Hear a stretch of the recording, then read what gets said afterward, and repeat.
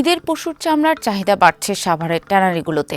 গতবারের তুলনায় এবার ঈদের পর প্রথম মাসে 10 থেকে 20 লাখ পিস বেশি চামড়া কেনার আশা করছেন ট্যানারি মালিকরা। গত বছর কোরবানির ঈদের 40 দিনের মধ্যে প্রায় 45,47,000 পিস চামড়া আসে সাভারের ট্যানারিগুলোতে। এবার 55 থেকে 65 লাখ পিস চামড়া আসবে বলে ধারণা চামড়া শিল্প সংশ্লিষ্টদের। সাভারের বিসিক চামড়া শিল্পনগরীর নির্বাহী প্রকৌশলী মোহাম্মদ মেহরাজুল মাইয়ান জানান, গত বছর 50 লাখ পিসের মতো চামড়া প্রবেশ করেছিল ট্যানারিতে। এবারও কোরবানি করা পশুর 60 থেকে 70% চামড়া প্রবেশ করতে পারে। সেই হিসেবে 55 থেকে সর্বোচ্চ 65 লাখ পিস চামড়া প্রবেশ করবে বলে তারা ধারণা করছেন। মৎস্য ও প্রাণী সম্পদ মন্ত্রণালয় এবার 1,01,06,334টি পশু কোরবানির লক্ষ্যমাত্রা নির্ধারণ করেছে।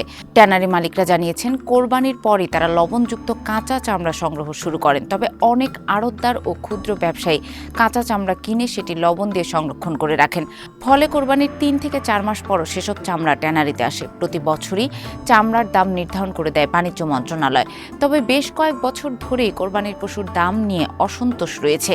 সরকার নির্ধারিত দামের তুলনায় কম দামে কেনার অভিযোগ ট্যানারি ও ব্যবসায়ীদের বিরুদ্ধে। কোথাও কোথাও বিক্রি করতে না পেরে চামড়া মাটিতে পুঁতে ফেলার সংবাদও গণমাধ্যমে উঠে আসে। এবার ঢাকায় গরুর প্রতি বর্গফিট লবণযুক্ত চামড়ার দাম নির্ধারণ করা হয়েছে 62 থেকে 67 টাকা, যা গত বছর ছিল 60 থেকে 65 টাকা।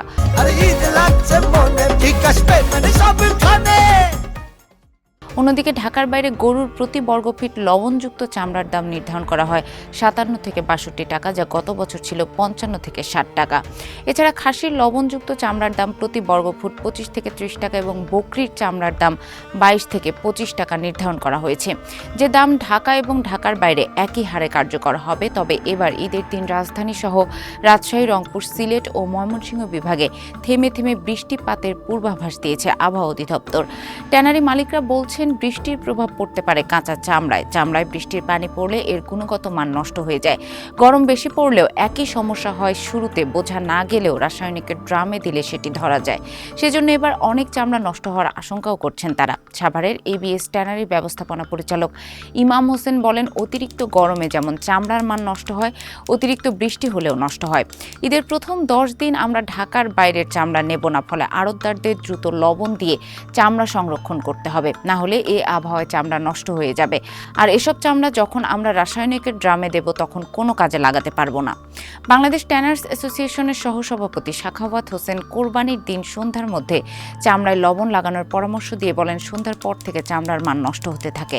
আর অতিরিক্ত গরম বা বৃষ্টি হলে আরও আগে থেকেই চামড়া নষ্ট হওয়া শুরু হয়।